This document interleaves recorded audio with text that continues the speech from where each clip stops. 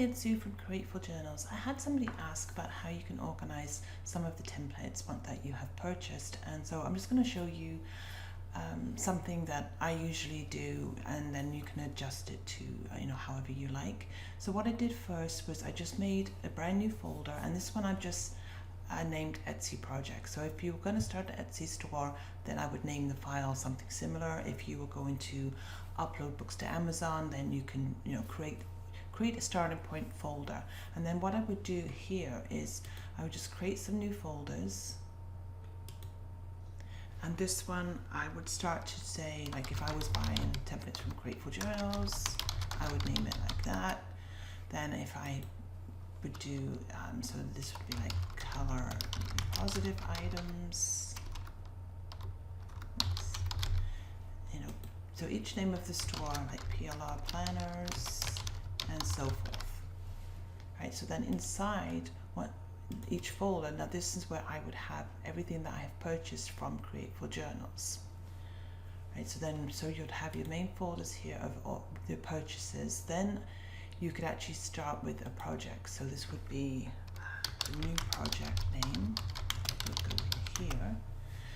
And now say if I was going to use one of my journals, well then I'm going to open it up from the main file where I've downloaded it, because I want to keep everything original there. So if I do mess up something, I've got the original one to start again. So I would open something up, save it, and then I would save it into this new project name in here. Now inside this folder again too, you can actually have, say we're going to make a health journal. So this would be the name of your health journal, and then I'm going to save that new file inside here.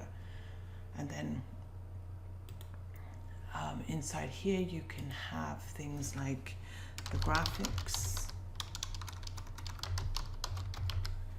So I would just download the graphics I'm going to use, put them inside that folder. Then anything else like the fonts you could have, research. So you put everything inside this one folder. So we go back to the health folder. So now we've got our health folder, and then we've got the fonts we're using, the graphics and the research, and then you can actually make the journal. So this would be the journal in here, and then you'd put your templates inside that journal in there.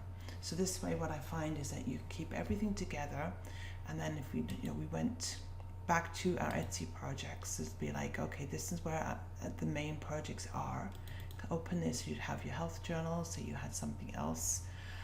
If you were doing a dream journal, for example, then you click open each one, and then you've got the actual journal, the research, the graphics, the fonts, everything like that. Now what you can do is, once this is completed, then you can have another folder that would say finished projects. And then what I would do from here is you can do a cut and paste or copy and paste over and put it into the finish. So then, your health journal will appear in here once it's done.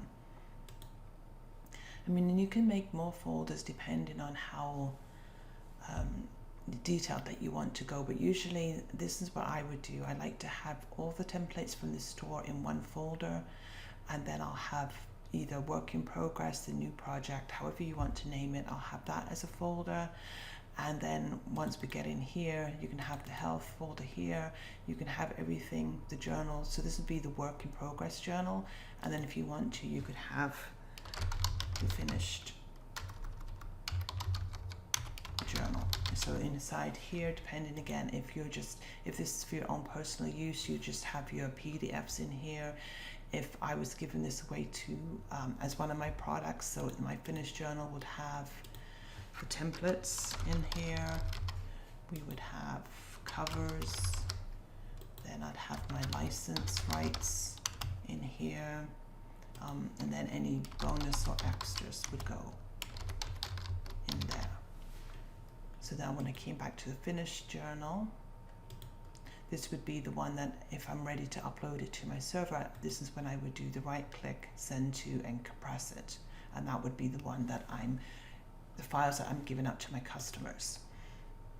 Now if this was your Etsy projects in here, then I would also have your branding in a folder. So if you have your logos, anything in here, and then even inside here I would put things like your about page text, everything that you've put onto your Etsy store, banners, all those photos for the projects you can put inside there.